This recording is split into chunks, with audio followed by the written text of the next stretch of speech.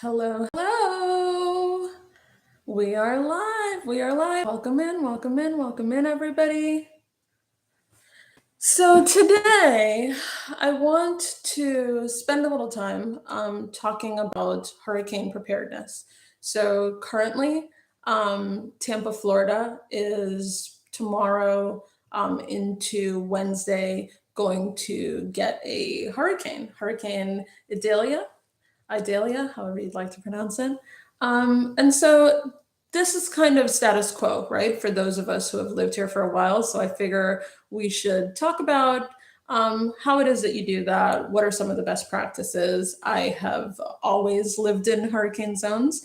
And I've lived here in Tampa for the last 20 years. Who am I? My name's Kelly Peart. I am a local real estate broker here in Tampa Bay. And I specialize in helping out of state sellers and out of state buyers and local sellers purchase or sell homes here in Tampa Bay.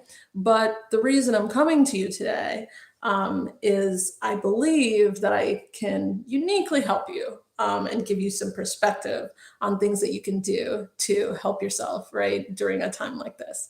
Obviously, nobody wants a hurricane, but hey, natural disasters happen. So these are some of the things that you really need to think about and keep in mind that can really help. So let's go through it. I have a little list here. So you'll see me looking down to just reference those items. So the first thing that you need to have is you need to stock up on food, right? It's a basic. We all need to make sure that we've got our non-perishable goods, right? Which are your canned goods. You need to make sure that you've frozen some items. So freeze things like your bread, freeze things like your deli meat, your cheeses, right? Get yourself some peanut butter and jelly if you'd like, right? Because those are simple sandwiches that you can make to feed yourself. The reason that you're freezing half of what you have is so that when the power goes out, or if the power goes out, you're still okay. So you want to make sure that you've frozen those items so you're good there. So those are some simple tips that you can do. You want to make sure things are already ready to eat, right? So if you do lose power, keep your fridge door closed, right? Make sure that you don't use too much, or you conserve, right, the cool that you have in the refrigerator. It'll be gone pretty quickly.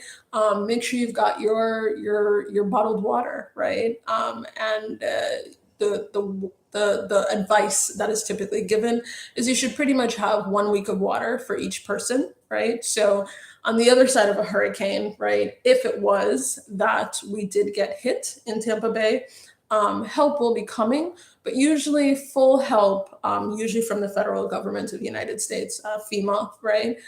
Federal Emergency Management Association, I think is what that stands for. FEMA, typically, I would say they kind of kick in maybe around day 5 to 7. Up until there, you kind of need to be able to cover yourself, right? So it's important to make sure that you have enough there that you can provide for yourself and provide sustenance for yourself and your family up until when they'll be able to get to you. If you think about it, everybody's going to need help during a time like that, right? So you're going to need some things to kind of help you get through. So other things. So you're going to need water to flush toilets, right? And to take baths, right? So what you should do is make sure that you fill up any buckets or containers. You also can fill up your bathtub. That depends on what your plan is, though, right? I'll say, because some people will use the bathtub with a mattress on top as their way of feeling like they have one place that they can be safe from the storm. So if your plan is to take shelter in the bathtub, then obviously you probably don't want it filled with water. But there are other things you can do, right? So for example, when it comes to flushing toilets, right? We all have a trash bin and a recycling bin. One of the easiest ones you can do is your recycling bin, right? It's probably decently clean, right, as compared to your trash bin. If you just take one of your pipes, right, and fill that with water, right, the recycling bin at your house, Go ahead and the recycling bin at your house. Go ahead and fill that with water. If you fill that with water, you will have gallons upon gallons upon gallons, right, ready to, kick into action. You'll see some people will line it with like a trash bag. That's up to you, right? But it's important to have water for, just some of those basics, right? Obviously, you're not going to drink that water, right? That's not going to be used to bathe you, but it can be used to do, some of the basics like flushing toilets, right? That's important stuff. So make sure you've got some water. All right. And then moving on. So the next thing is your vehicle, right? So somehow you need to have a plan to evacuate, right? A lot of people don't realize that Florida seems small, right? But if I'm attempting to drive from the bottommost point of Florida all the way to the top of, say, Georgia, right, or Alabama to get out of Florida, that is about a 10-hour drive, right? A lot of people don't realize that. And if you've ever evacuated during a hurricane, what you'll find is what's normally a 10-hour drive is now going to take you, I'd say, add an extra 3 hours minimum, right? Just because everybody's going to be going the same way, right? They're either taking the I-75 up on the Tampa side, or they're taking the I-95 up on the Orlando side, right? So there's only a few options to get out of Dodge, right? To get out of Florida. And so what you'll find is most people will be using something of the sort. There are some back roads, right? So you'll find some people will try to use the state roads where they can. However, you're still going to find that there will be a lot of people, right? So it'll be bumper to bumper traffic. So make sure that you have charged your vehicle and you filled your car with gas. You're going to need both of those. To at least get you out of Florida. Also, the reason why it's important to do that is you'll find that your charging stations, right? Everybody will be charging them naturally, right? And you will also find, I've been in this situation actually back in 2017 for Hurricane Irma, where between Tampa and all the way up, right?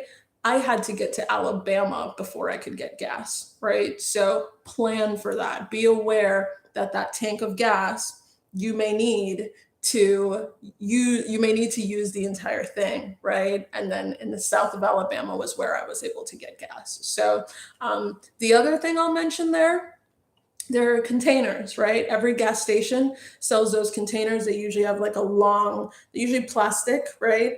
And they have a long spout, and you can purchase one or two. I think is usually pretty good. It depends on how far south you are, right? And based on your vehicle, how much gas your vehicle uses. You can purchase those, and you can also make sure you fill those up, right, at your gas station if you need to get out of Florida and you're concerned.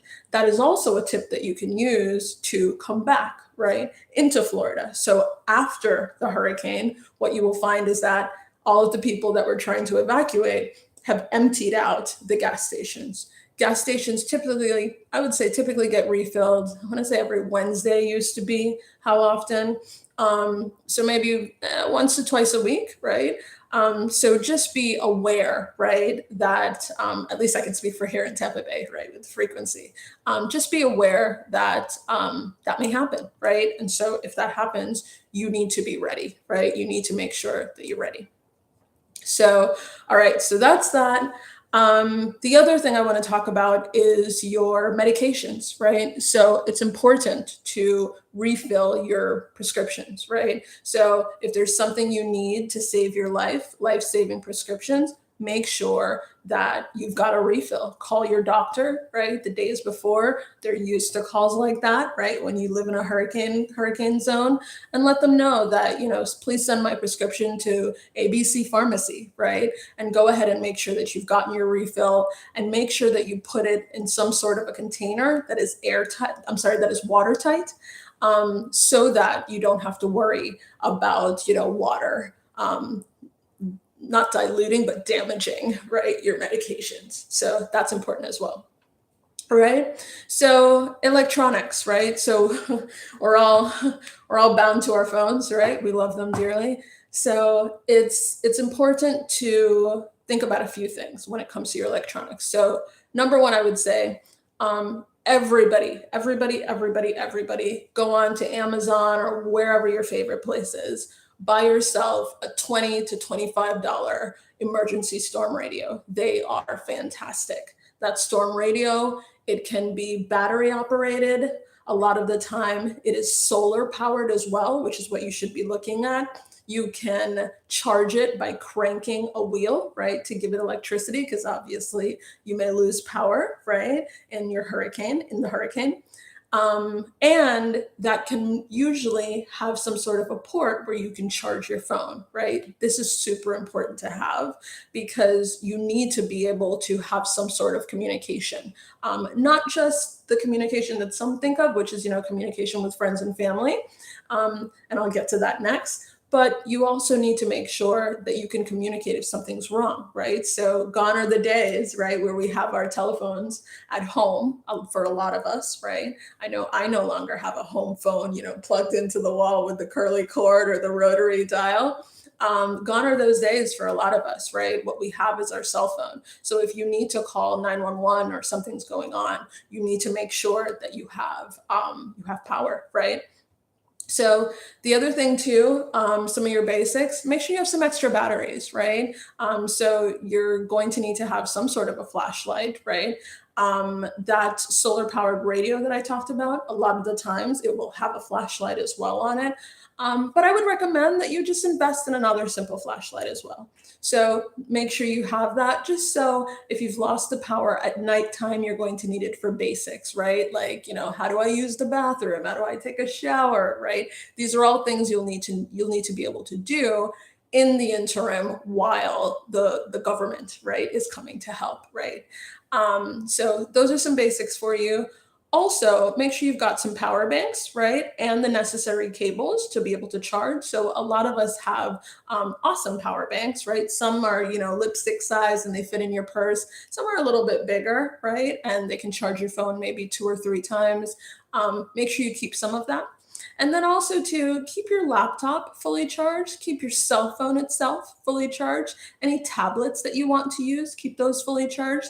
Any ebook readers that you're going to want to use, also keep those fully charged, right? So ebook readers can be handy, right? They do pretty good at giving you some entertainment, while at the same time not using too much electricity.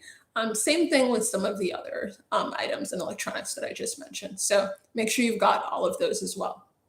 All right. And so the next thing is your entertainment, right? So as much as you're going through a rough time, you're going to need to occupy yourself with something, right? So make sure you've got some physical magazines, right? Make sure you have some books, right? Um, Also make sure that you've got one deck of cards and 1 to 2 board games.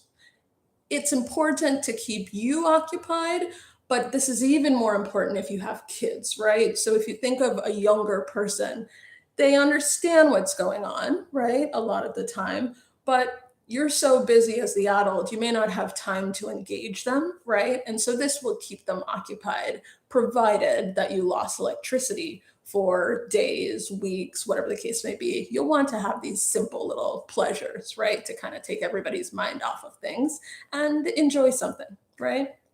And then let me also discuss our pets, right? So we love our pets. I myself, right? I have 2 dogs, right? So the first thing you should do when you hear of the storm coming is call up your vet. I know I did it this morning, and make sure you have the latest shot records. A lot of the time they can email it to you, which is what you want, because you don't want to have it in a physical form and then you lose it, right? It's much better to have it electronically and you can just go into your email and forward it to whoever may need it, right?